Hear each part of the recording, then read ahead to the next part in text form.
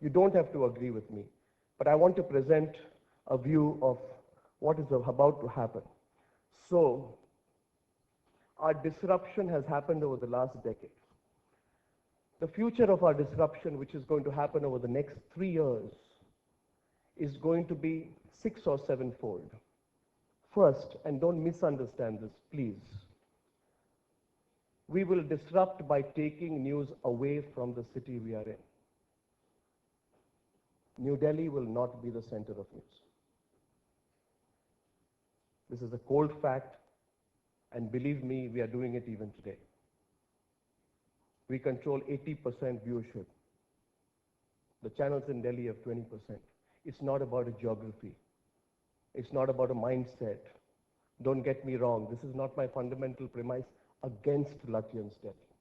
But let me tell you this, for far too long, Indian television has lived in boxes. Boxes, I believe, that have been piled up as a sort of cushions for New Delhi to comfort the news industry of India. I have personally spent the last decade working out of a small newsroom in Lower Parel in Mumbai. And I'll tell you this, what have I learned? I have learned that being away from the national capital has allowed us the freedom to not only disrupt the system at will fearlessly, but also redefine the geography and horizons of the news viewer.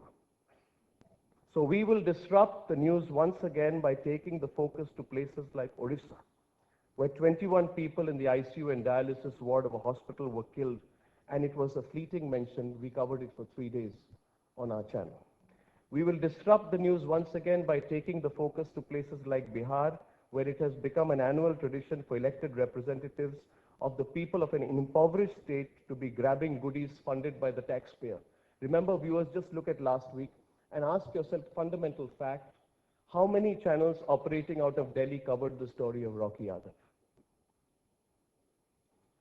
Rocky Yadav is the son of a politician, killed Aditya, 18-year-old boy, at gunpoint from the back of his car because he overtook his car. For some reason, this story didn't shake the hearts here. Is it because people felt that if you question Rocky Yadav, you'll be questioning a certain part of the establishment that you don't want to question at this point of time that is ruling in Bihar? Then you are a player, you're not a journalist. So, point number one, we will disrupt the news industry by taking news away from the national capital. Secondly, we will disrupt the news industry, and this is going to happen by creating a new center of news. We will ensure that despite the sheer volume and numbers, the national capital of India does not remain the news center for Indian journalism, because India needs to be defined beyond New Delhi, and the change makers, despite, also need to start growing out of the national capital.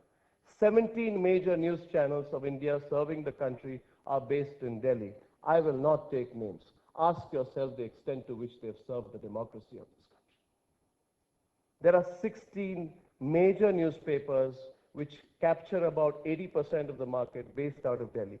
Ask yourself whether they've really made the change. And if they haven't, let's ask ourselves the serious and tough question about it. The third way we will disrupt the news industry is we will end the interdependency between news and politicians. I dream of an independent media, where the interdependencies between the politician and the media are reduced as much as possible. For far too long, and I don't know why we have allowed this. For far too long, the news in this country has been using the political class as its crutch or shoulder to lean on. For far too long, the system of news has seen itself as free only to cave in and work on compromise formulas from time to time, thereby only embarrassing itself and humiliating the tenets of journalism in India's 70th year of independence. I dream of a different system. I dream of an independent media which has the maturity to regulate itself and the fearlessness to be answerable to nobody but to itself. Point one.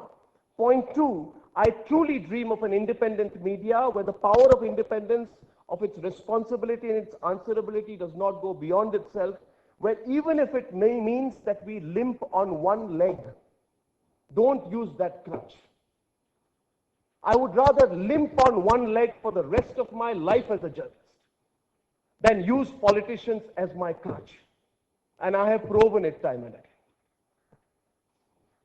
The fourth way we will disrupt the news industry is to prove that money means nothing. Viewers know that this channel which we run is not run on the power of money. In the future, money will be an enabler. Money will not be the difference between winning and losing. And I can expand this to you. Money does not buy you connect with the viewer. Money does not buy you eyeballs. Money cannot buy you a ticket to be an agent of change. The courage of disruption and your own brand of journalism can make that change. But we live in India today where news is not consumed on television solely anymore. News is not consumed and increasingly in the future will be less consumed through your morning newspaper. In fact, your morning newspaper and your television set before bed become only the first agent of what the news has become. Consider this to understand. We are the second biggest community of smartphone users with 220 million users. The number of tablet users in India is 18.7 million. We have 462 million internet users. Our 3G and 4G users are 120 million. In only 24 months, we've increased that much. And Twitter has 313 million users in India. And the CEO of Twitter, who met me 6 months back, told me that they haven't even reached 1/3 of their potential. What does this mean for me as a journalist? It means that today is a glorious age where only content is king. I can't buy my way to your heart. I can't win by building distribution monopolies. I cannot win by paying more money and going on prime frequency and beating the hell out of someone who cannot afford the money, as happened in the past and was on a UHF or S band. In today's digitized age, everybody is on an equal platform. And we will be too. We will be too. Once we are on that platform, it is for you to choose, which means nothing can keep me away from it. The future of journalism is going to go through quantum change when journalists like me begin to realize that nothing can stand between me and you. My relationship is with you. You may hate me, disagree with me. You have a right to confront me, question. Throw stones in me, boycott me. But nothing can make sure that I don't reach you. Nothing. Certainly not money. That's a beautiful moment in our industry, when money ceases to matter and content is king. Therefore, the fifth reason we will disrupt in this beautiful world which we are about to enter is that people will find good content.